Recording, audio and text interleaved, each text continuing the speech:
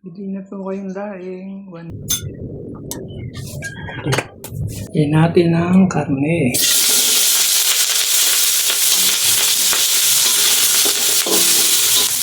Nakuluan natin yung baboy.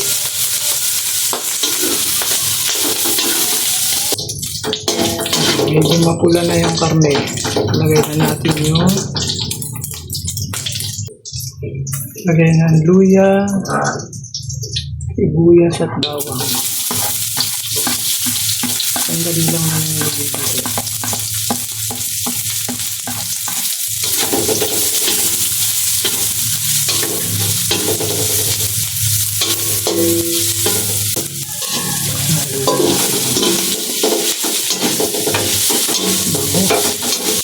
Lagay natin itong pinagpakuluan ng baboy.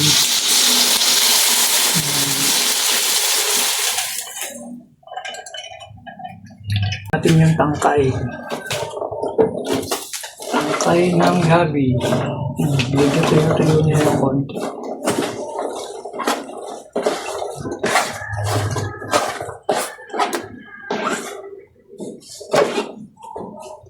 Tapos yung dahon.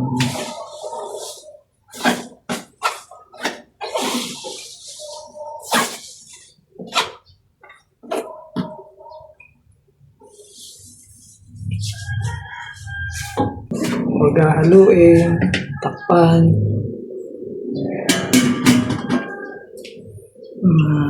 3 minutes. Antayin lang natin yung kumulo. Saka natin buksan. Huwag nyo muna nga 2 to 5 minutes. Makulo na yan eh. Saka natin yan nakaluin.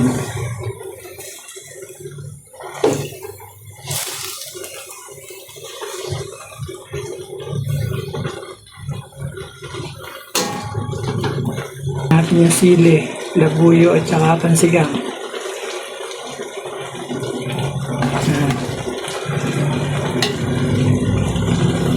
Ginaran natin ang paminta.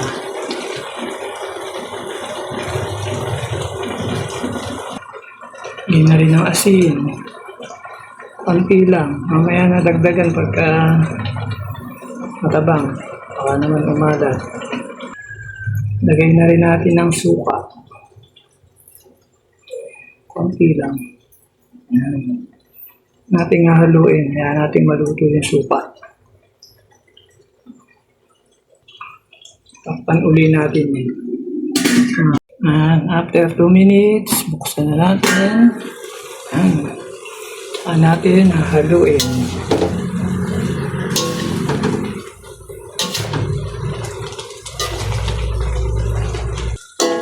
Hindi na natin ito tatakpan. Hayaan natin mag-evaporate yung sabaw niya para maiga-iga, matuyo-tuyo ng konti.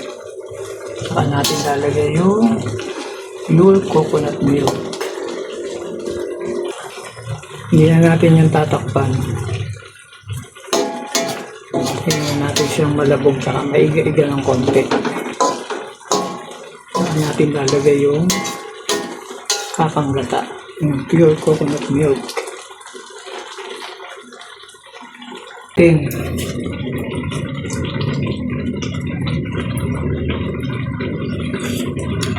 Okay na yung alat niya.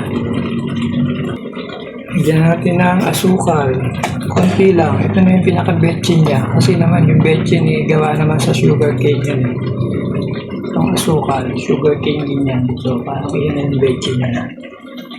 Hindi masyadong gumamit ng mga betchin. Haluin natin ulit.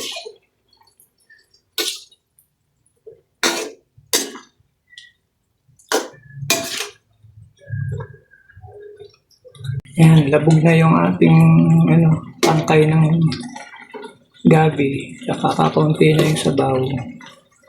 Lalagay na natin yung pure coconut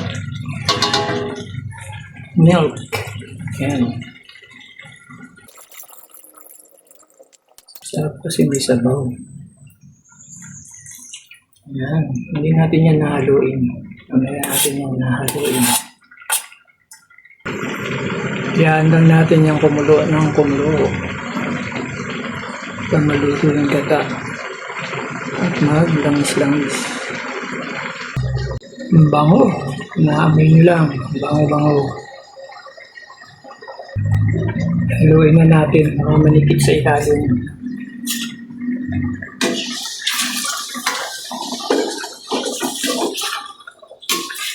Pwede na to. Ito na. Kain na na. Sarap nito. May ito. Pwede na to.